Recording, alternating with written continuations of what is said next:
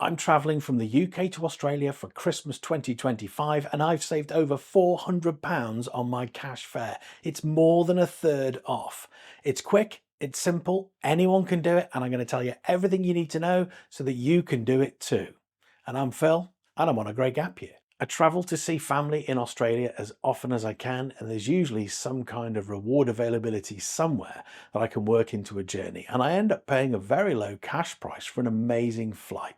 But this year it's different. There's little to no reward availability and the cash prices are eye-watering, even in economy. So this video is going to take you through my journey of finding a flight to Australia this year, starting with my failed attempt to find a reward flight, and I'll show you all the tips and tricks that put the odds in your favour. But then I'm going to take you through how I found my cash fare alternatives, and I'm going to show you the super simple hack that I used to get a bargain all cash flight to Australia. Spoiler alert, I didn't use a VPN, I just found the flight using Google Flights and I booked directly with the airline. So let's dive in and I'll tell you what I needed for my flight this year. I'm starting in London Heathrow and my destination is Melbourne, Australia. I want to land in Melbourne on Friday the 19th of December and I am firm on that date. I also don't want to leave too far in advance, so I can't leave early to get a lower fare. So the target departure date is Wednesday the 17th of December. I want a one-way fare so I can book a different return route and explore a new part of the world on the way home. As well as all this, I'm going to have extra bags full of Christmas presents and UK treats that you just can't get in Australia. I'm talking a big tin of quality streets and chocolate oranges. So a 20 kilo baggage allowance, that isn't going to cut it. The final thing to consider is I have gold status with British Airways, so a flight with a One World airline, well, it just makes sense to me. The journey's more comfortable with access to first class lounges, and it will give me the extra baggage allowance at no additional charge. So let's take a quick look at Google Flights and just get a base price for one-way fares to Melbourne. So the cheapest flight with One World is this Oman Air flight with 2 stops and a final leg carried by Air Malaysia, and it's £1,255. If I want a one-stop flight without half a day spent wandering Doha Airport, then it's £1,417. And these prices have been fairly consistent, but they have been higher than this since I started looking for flights in May. And if you scroll down, you'll see some prices over £2,000 and then even over £4,000. And just to check I'm not cheating here with an inflated one-way fare, the round-trip fares don't offer much of a cost break. It's still about £1,200 each way return for my date. So £1,255, it's a fare-based price and it's the one to beat. And we'll look at those other carriers and their prices in more detail in a couple of minutes. But right now, I just want to show you how I usually manage to get reward flights. And remember, I've put chapters in my videos so you can skip the bits that don't interest you. Reward flights work for me because I like to book one-way fares, and with reward bookings, the Avios you need doesn't change on the one-way versus round-trip fares like it does with cash fares.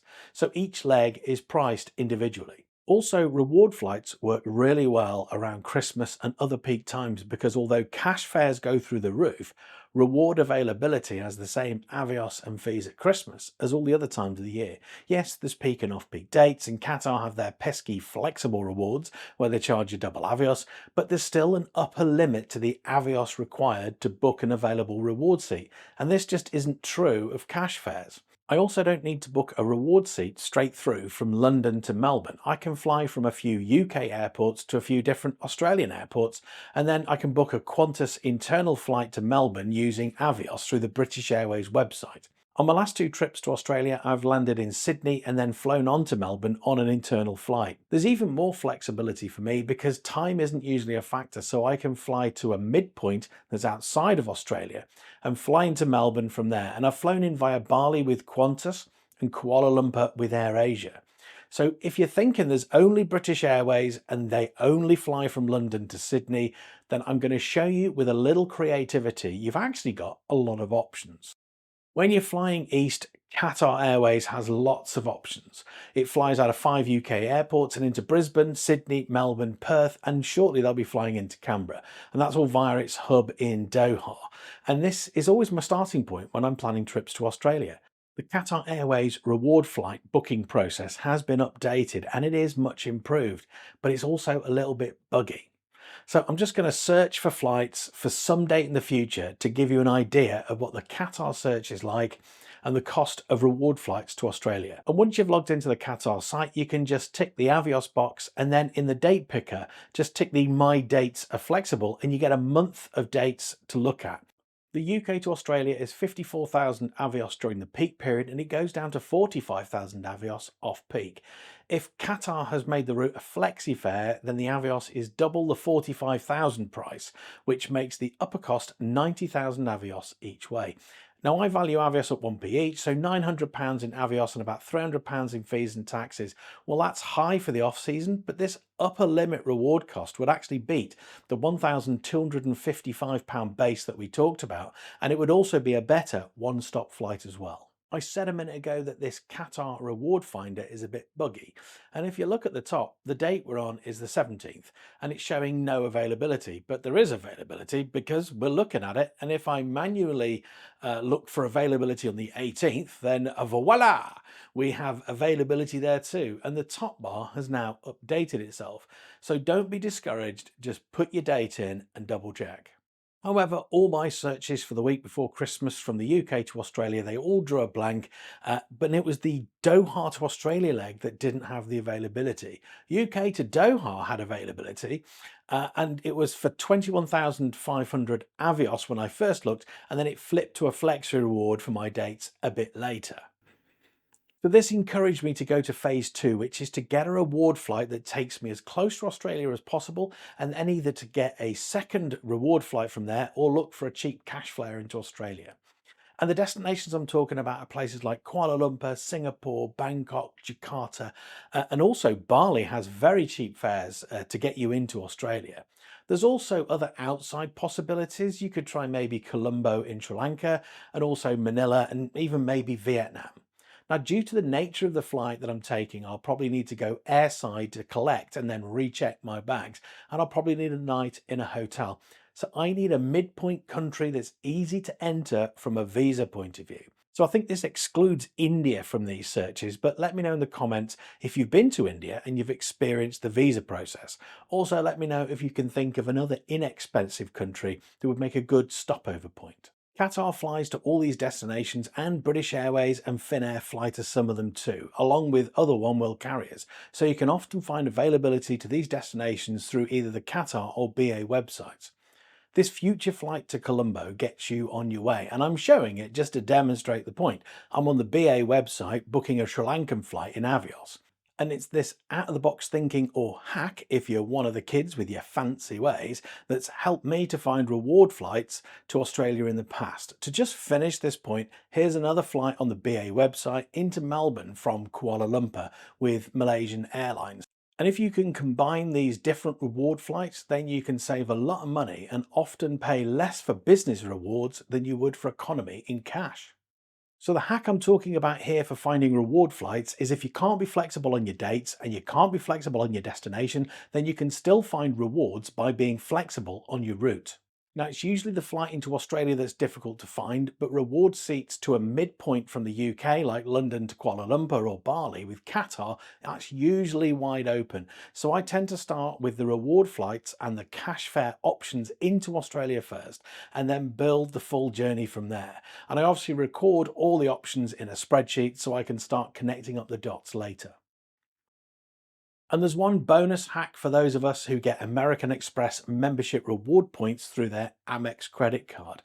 These points are great because you can transfer them to lots of airlines and book reward flights with them. So I could move some points to Emirates into Skywards miles and then try and find a reward flight with Emirates from Dubai to Melbourne. However, Emirates are code share partners with Qantas, and you'll need to transfer less Amex points if you book your Emirates flight through a Qantas code share. And then if you don't have enough Amex points or Qantas points, you might find that buying some Qantas top-up points is actually cheaper than buying a cash fare through Emirates. If you buy 100,000 Qantas points, they cost 1.33p at today's exchange rate, and they have had sales in the past that makes them less than 1p each. There are some little gotchas with this that I'm not going to get into in this video, but let me know in the comments if a video about this would be helpful. So there's no reward availability, so let's get into the meat of the video and the reason you came here in the first place. How did I save £463, more than a third on that £1,255 base fare that we looked at earlier? Well, I applied the same principles I used for finding a reward flight to finding a cash fare.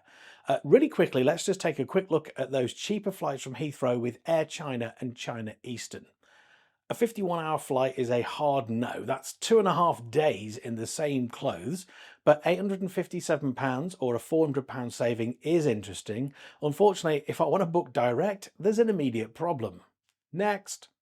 China Eastern is showing a £900 fare, which jumps by £100 when you go through to the booking page, and then this jumps to £1,500 when you try to pick your fare class. So no apparent saving unless I've messed up somehow, but this is an unreliable start to an important journey, so I'm not seeing genuine savings here. On an interesting note, that Air India flight was £800 in the summer when they had a fatal air crash, and it would usually be higher than that £1,000 fare there. So phase two of finding a reward flight was booking two flights, and that's what I'm going to do with the cash fare. I'm going to aim to reduce the fare by breaking my journey up into two separate flights. This works because of how airline fares are calculated. You see, airline executives, they don't tot up all their costs, add a margin and give you a ticket price. They use simple market forces of supply and demand. Your ticket is worth exactly how much you're prepared to pay for it. It's why British Airways charge the prices they do on some of their routes, even though some people have nothing but bad things to say about them.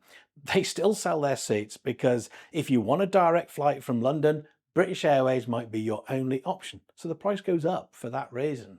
So on high demand routes with very little competition, the prices are higher. And on low demand routes with lots of competition, the prices become lower.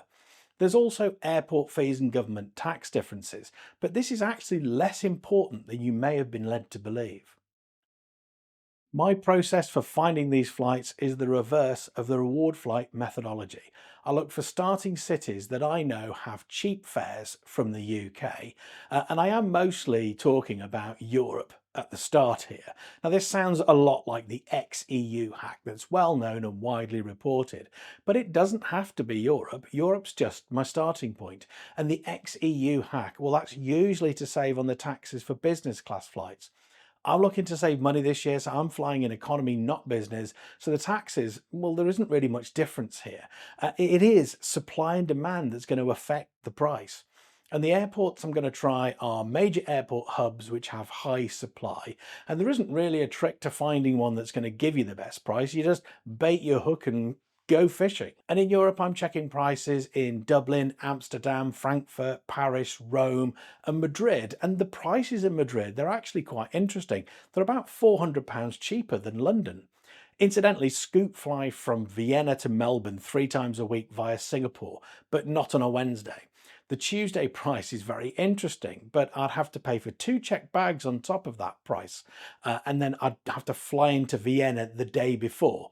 Also, 25 hours with a budget airline. Look, maybe if I'm desperate, I can price that up later. But before we do that, we've still got Eastern European cities to try. So we've got Bucharest, Budapest, Prague, Sofia, Warsaw, Zagreb. It takes less than a minute to see if there's something worth investigating. So just check them all and note anything that pops out. And beyond Europe, there's other airports that are also reasonably priced and offer us some options. Cairo and Istanbul are definitely worth a look. And it was in Istanbul that I found a flight that really did look attractive. A Qatar Airways flight to Melbourne with 8 hours in Doha. I have a Qatar Airways Privilege Club account. No status, but I've got the account. So I get emails that has a discount code in them. And when I put that discount code in, it saved me an additional £40 on the Google Flights price. So I found a flight from Istanbul to Melbourne for £617, which is about half the price from starting in London. Note that this flight also has 30 kilos of baggage allowance, and that's nothing to do with status. Everyone who's paying for this fare gets that allowance. Qatar Airways are a one-world airline, so I get lounge access, free seat selection and additional baggage allowance on top of that 30 kilos. In short, this flight has everything I need for £617, although I paid £3 extra for a later flight with a shorter layover. And that is supply and demand in action. It should be obvious now that the price difference is nothing to do with fees and taxes.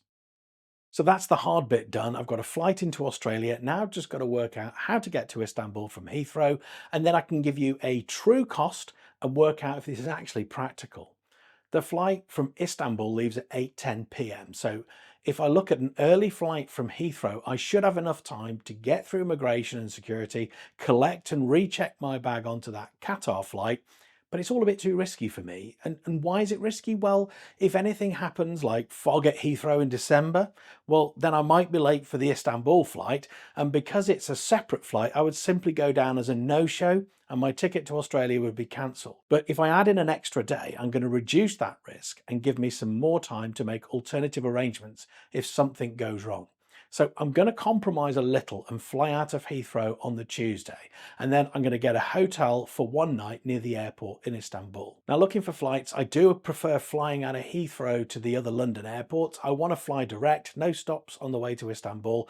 Wizz Air are going to charge me for bags, and really, when you take all of that into consideration, I'm looking at flights with British Airways, and they have 3 flights per day, and the cheapest by £1 is the early flight. Over onto the BA website, you'll quickly see that the cheapest option is hand baggage only. Status holders don't get additional baggage allowance with this fare, so I've got to go up a level to the Economy Plus, which is £168. For the hotel in Istanbul, I just looked at the cheapest option near the main Istanbul airport. It's a long way into Istanbul, but there's a cluster of hotels about 10 or 15 minutes away. And I picked an IHG hotel called the Ghana. It's not a brand I'm familiar with in the IHG group, but for £31, it seemed perfect. If we add in the £168 for the flight to Istanbul and then the hotel cost, the total cost from London Heathrow to Melbourne is still now only £819. And there you go, that's my saving of £406, and it's more than a third off. And it's a big difference, and it's well worth a little bit of hassle. You might be wondering if I could use Avios for that London to Istanbul flight, and I can, but I wanted to play fair and show you the full cash cost, so I didn't put the savings for an Avios flight into the initial calculations. But there is Avios availability, and I did book the flight with Avios, and if you've got Avios, then you can get that flight for 50 pence, assuming you count your Avios as costing nothing. Now I count them as 1p each, so if I pick the last option, then I get it for £102.77 with cash and Avios, and I get luggage allowance included in that fare. And that changes my saving to £471, or a 38% saving. I mean, that is significant. So I've shown you how you can make big savings on economy cash fares by taking advantage of supply and demand and being a bit flexible on your route. Notice that I didn't use any special tools, VPNs. I only used Google Flights. I booked direct with the airline. Didn't need to find a silly loophole in the terms and conditions. You know, the kind of thing that might get you in trouble in the end. I just went online. I found a fare and I booked it. I told you it was quick and simple. In fact, it's taken me longer to tell you about it than it took me to find and book it. And it's so simple, anybody can do it. And I do hope that you're able to make some big savings on your next flight. Incidentally, if you'd like to know more about how I found reward flights, then these 2 videos, they've got more information in them. Leave me a comment, especially if you've found a way to save money on a flight or you've got a question about the video. Give me a like if you enjoyed the video, and I've got more of these sort of hack videos coming out, so subscribe, click the bell and get a notification when those other helpful videos come out. So thank you for watching and joining me on Grey Gap Year.